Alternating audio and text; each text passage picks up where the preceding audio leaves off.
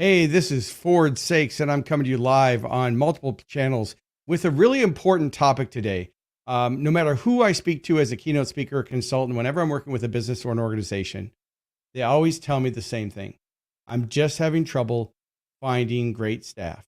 Now, obviously, I'm known as a business growth accelerator. So you might think, well, Ford, why are you talking about staffing? Well, if you want to accelerate your growth, you've got to have the team members in order to be able to actually provide the products and services and the customer experience to your team. So let's talk about staffing this time because there's a lot of challenges that people are actually facing. So to do that, I've prepared a little bit of a slide. So these are some of the challenges that people are telling me that they're having right now. So they're saying things like, I just can't find good people. And I always ask, are you having trouble finding good people or just not providing the workplace environment for them to excel? And they always say, I've got higher turnover, shorter stays, entitlement mentality. That's a big one. How many of your employees feel entitled? I had lunch with an agency owner who probably will be watching this live stream. And we were sharing horror stories of employees.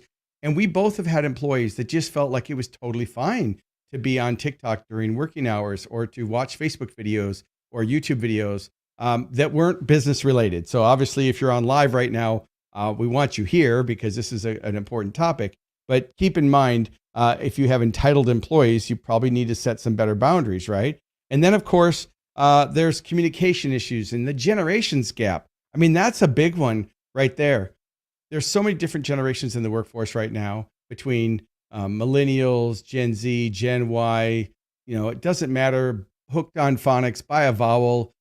Don't get seduced by labels. The bottom line is that there's a lot of differences in how the generations communicate and how they work and how the work ethic is.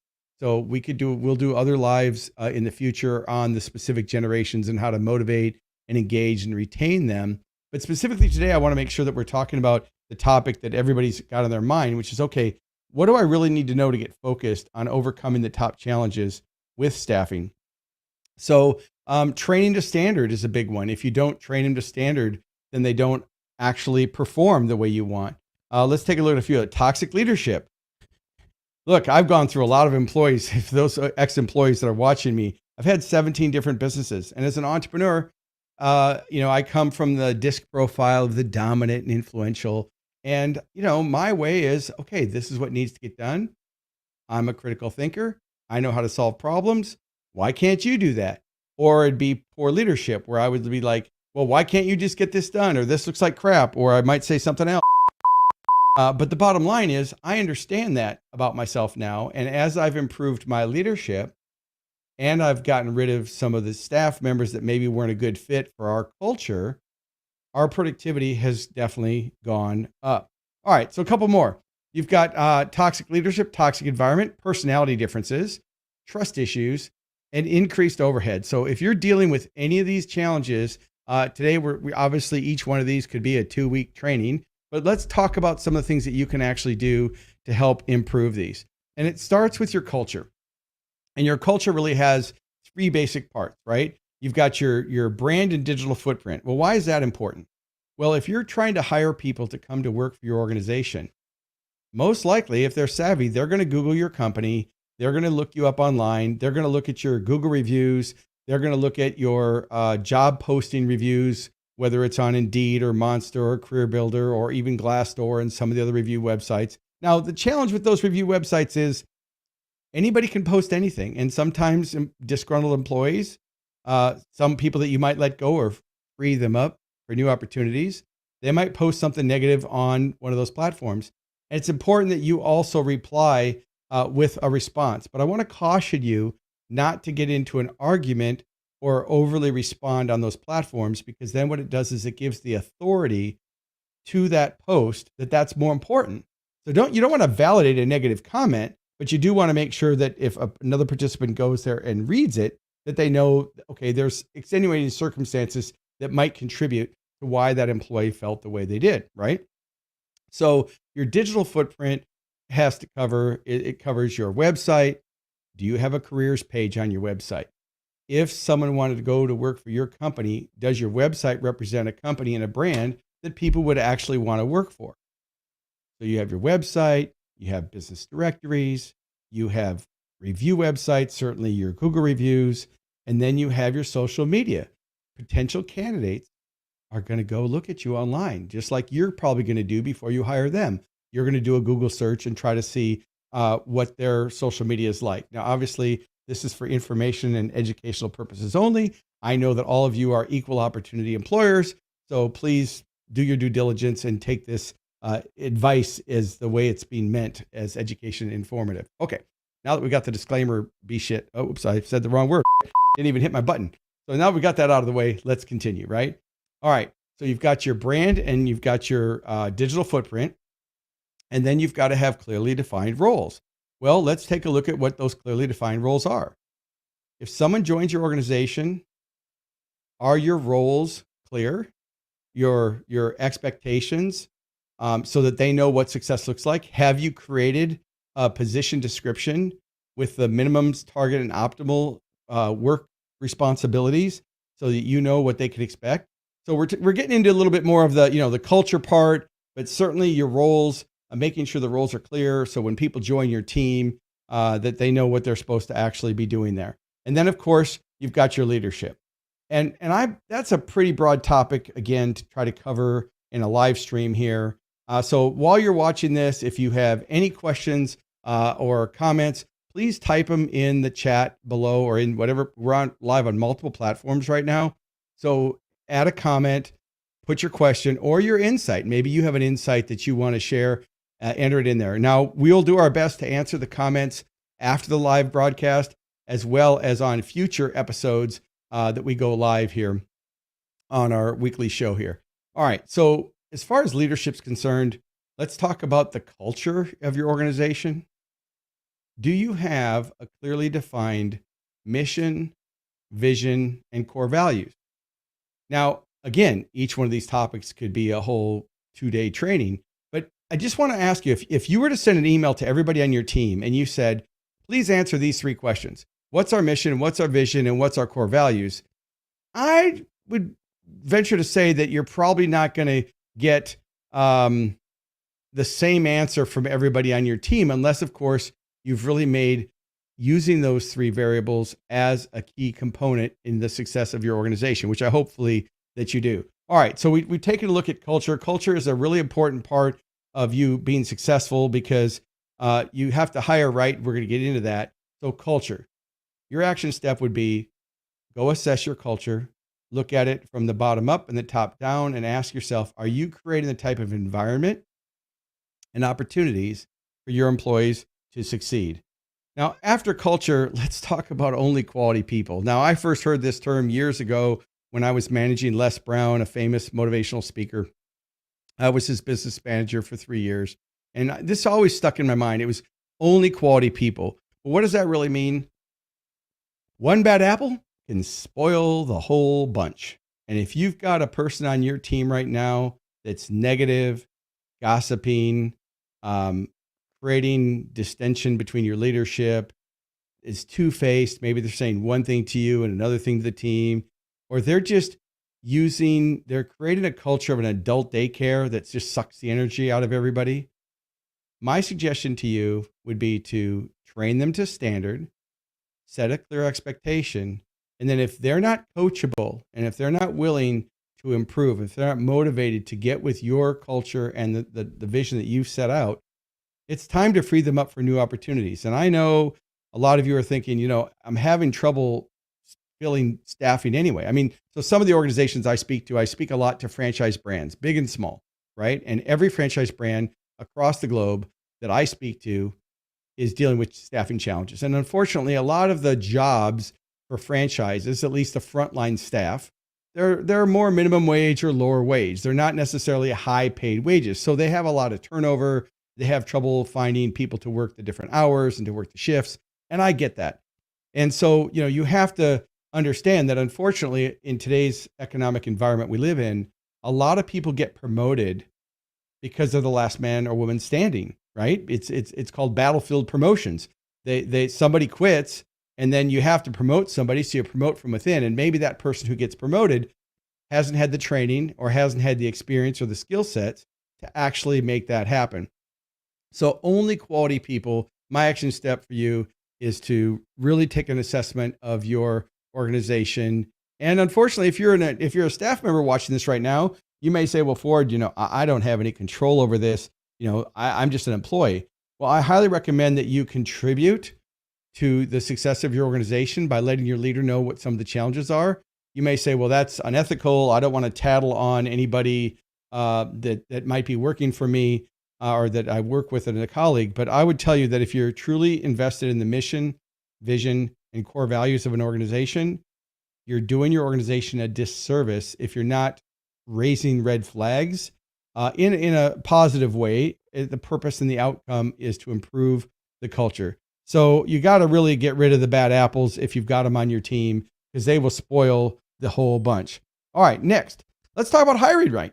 Okay, so now that we've got our culture and we know that we have a mission, vision, and values, and we have an environment where people can succeed, how do you hire right? So I just want to cover a couple quick tips today on things that you can do to get set up for success to hire correctly. And it really starts with 3 parts, which is talent, knowledge, and skills. So if you want to be successful in your hiring, you really want to have those 3 things: talent, knowledge, and skills. So let's take a deeper dive on each one. So I just gave a quick list of a couple things. Again, your organization, the company that you work for, is going to be unique to you. So you're going to have to decide what's best for you. But certainly, what are the talents that you want in your organization? Do they need sales or technical experience? Now, obviously, the customer experience is huge right now because, the best marketing strategy in the world is a satisfied customer. People always come to me when they hire me. Hey, Ford, we want to accelerate our growth and we want to grow. And I always tell them there's really only 4 ways to grow a business. Get more high value clients. We don't want more clients. We want high value clients. Number 2, we want to increase the average transaction. Well, if they have a better customer experience, they're more willing to spend more money with you. Number 3, increase the frequency of purchase or referrals. If you've created a great customer experience, then more people are willing to come back to you more often, or depending on what product or service you offer, to refer you and get more business, right? And then the 4th way to grow a business is to improve your operational efficiency. Well, when you hire right and you train to standard and you hold them accountable, those are the 3 components, you're going to improve the profitability and the performance of your entire organization. Now, obviously on a live stream, I'd love to go deeper on all of these things. So again, if you've got comments, put them in whatever platform you're on in the comment section. Make sure you like and share this video with other people on your team that need to hear it. All right, let's continue. So what are the talents? Do they need to be competitive? Obviously, you want people who are critical thinkers, adaptable, effective communicators. They're intrinsically motivated. Well, what does that mean? It means that, you can hire for attitude and train for skill. So if I'm looking at hiring somebody, I've hired a lot of people on my team that might not always have the right skills. In fact, I'm going to shock you right now and say, I've got 2 people sitting in my office. Whoops, you're off the screen there. Alex, lean over a little bit. So that camera got turned. So again, I've got a couple people that are helping me with my live stream. And, when both of them started, maybe they didn't have every single skill set, but they were intrinsically motivated and they were critical thinkers, which means that I can throw a lot of different challenges their way and they can take the ball and run with it. Now, obviously, it depends on your organization, what skill level you need for the type of employee that you're bringing in, but they need to be motivated because you can teach the skills, but you can't motivate them. I know as a keynote speaker, I speak on business growth. People who don't know what my topic is think, oh, you're a motivational speaker. Well, I'm inspiring and I'm motivational, but that's not really, I'm not there just to be rah. Let's all just, feel good. And then an hour from now, nobody really knows what the heck they're supposed to be doing because they didn't leave with any tangible action steps. And I'm much more of a tangible action step. What do you specifically need to do? Which is why I'm sharing that today on this live stream. Okay. So intrinsically motivated. And then of course, a positive attitude. Again, that goes back to the whole thing. So let's go to the next part, which is, okay, now that I know that I have to get the talent, they have to have raw talent. What areas of knowledge do they need? Well, no matter what business you're in, there's 5 areas. They need to understand your clients. or your customer. They need to understand what products and services you offer, and they need to have a working knowledge of that. They need to understand the market and your industry, depending on what you are. And that goes the same whether you're a B2B company working business to business to consumer, whether you're a retail organization, a retail store, a franchise brand, professional services company. You have to have that knowledge of the employees. And it doesn't matter what role they're in. It doesn't matter whether they're in operations, leadership, management, marketing, or sales, or production. They still should have a working knowledge of how everything fits together in your organization. Okay. And then you've got to have competitive knowledge. Do they know what your competitors have? Now you might say, well, Ford, that's more for salespeople, right? Well, yes and no. It's important that your team also understands who your competition is, not to follow them and not to copy them. You want to model the successful things, but don't copy anybody else. There's plenty of business out there for everybody. You certainly don't need to copy or anything like that. All right, moving on. So then you've got self-knowledge. Do they understand themselves? Are they open-minded to know that there's things that they have to learn? The scariest staff member for me is someone who thinks they know everything, but they don't know what they don't know. And it's common for people to come into my organization and think that they're at a level 10, and 2 weeks later, they're at a level 3. And that's a humbling experience because, they might have had a college degree, or maybe they were a 10 in another organization. But when they work for me, because I've got higher standards and more experience, or I set higher expectations, that can be challenging. So it's important that the employee actually is open-minded to say, okay, I'm coachable. I can always better my best. And that's the same thing with me. While I think I know a lot, I'm extremely coachable and open-minded. If someone's got an idea, as long as the intent is to make something successful, I'm all in and all ears for making that better. Okay, so we talked about talent and we talked about knowledge. Let's go to the final piece today, and that is the skills. What specific skills do you need for the people that you're hiring? So we talked about talent and knowledge, skills. Well, what skills are there? Well, let's take a quick or deeper look at these. Do they need to, now it depends on their role, right? Are they in sales? Well, then they're going to need to know how to develop new business. If they're in production, that would be different. So these are just 10 that I threw up on the screen. Developing needs, presenting, neutralizing and resolving objection, closing, negotiation, developing and managing sales, account retention, mastering time. These are just 10 things. So what I'd want you to do, forget my list. I want you to look at the people in your organization. And for each employee, each position in executive, leadership, and management, and staff team management, team leaders, what are the 10 skills that are necessary for success of that position? Have you actually taken the time to say, these are the top 10 skill sets that we need in order to do that? All right, so we've covered a lot in today's live stream.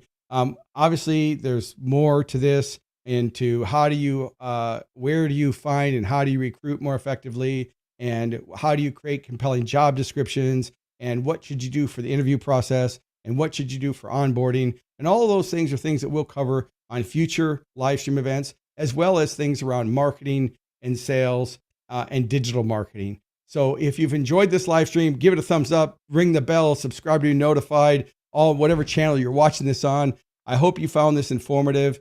Go ahead and put comments in the below, and then we'll be promoting on all our social media channels when the next live stream is. We do go live weekly.